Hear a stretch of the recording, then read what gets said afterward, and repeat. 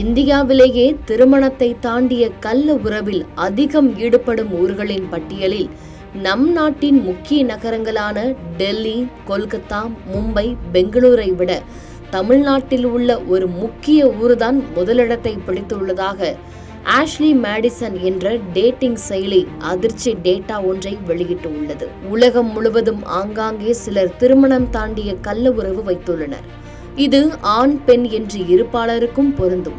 உண்மையில் இது தங்களின் கணவர் மற்றும் மனைவிக்கு செய்யும் மிகப்பெரிய துரோகம். இதனால் பலரும் கள்ள உறவை மிகவும் ரகசியமாகவும் வைக்கின்றனர். இது தவிர பலரும் செல்போன் செயலிகள் மூலம் பழகும் நபர்களுடன் கள்ளக்காதல் வைத்துக் கொள்கின்றனர். இது தவிர தற்பொழுது பல டேட்டிங் செயலிகளும் அறிமுகமாகி இருப்பதால் இன்னும் கள்ளக்காதல் அதிகமாகி இருக்கிறது என்று கூறுகின்றனர். இதற்கு நம் நாடும் விதிவிலக்கல்ல. இந்நிலையில்தான் ஆஷ்லி மேடிசன் என்ற டேட்டிங் செயலி கடந்த ஜூன் மாதம் ஒரு புள்ளி விவரத்தை வெளியிட்டுள்ளது. இந்த புள்ளி விவரம் என்பது திருமணத்தை தாண்டிய கள்ள உறவுகளை தேடும் நபர்களை அதிகமுள்ள நகரங்கள் எது என்பதை அடிப்படையாக கொண்டது. இந்த செயலியை எந்த பிராந்தியத்தில் இருந்து அதிகமானவர்கள் பயன்படுத்துகின்றனர், அவர்களின் செயல்பாடு உள்ளிட்டவற்றை மையப்படுத்தி இந்த டேட்டா வெளியிடப்பட்டுள்ளது. அதன்படி இந்தியாவிலேயே தமிழ்நாட்டின் காஞ்சிபுரத்தில் இருந்துதான் அதிகமானவர்கள் இதை பயன்படுத்துகின்றனர். இதன் மூலம் திருமணத்தை மீறிய கள்ள உறவில் இந்தியாவிலேயே காஞ்சிபுரம் தான் முதலிடத்தில் இருப்பதாகவும் தெரிவிக்கப்பட்டுள்ளது.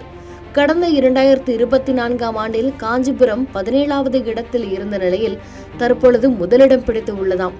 நம் நாட்டில் டெல்லி, கொல்கத்தா, பெங்களூரு உள்ளிட்ட முக்கிய மெட்ரோ நகரங்களில் டேட்டிங் அதிகரித்துள்ளது. ஆனால் அந்த நகரங்களை எல்லாம் பின்னுக்கு தள்ளி காஞ்சிபுரம் முதலிடத்தை பிடித்து உள்ளது அதிர்ச்சியை ஏற்படுத்தி உள்ளது. செய்திகளை உடனுக்குடன் தெரிந்து கொள்ள கீழ்கண்ட கேபிள் மற்றும் டிடிஎச் நெட்வொர்க்குகளில் எம் நாடு செய்தி தொலைக்காட்சியை காணுங்கள். பாதகம் செய்பவரை கண்டால் நாம் பயம் கொள்ளலாகாது பாப்பா. மோதி மிதித்துவிடு பாப்பா, அவர் முகத்தில் உமிழ்ந்துவிடு பாப்பா. அண்மை செய்திகளை உடனுக்குடன் தெரிந்து கொள்ள இணைந்திருங்கள் எம் நாடு தொலைக்காட்சியுடன்.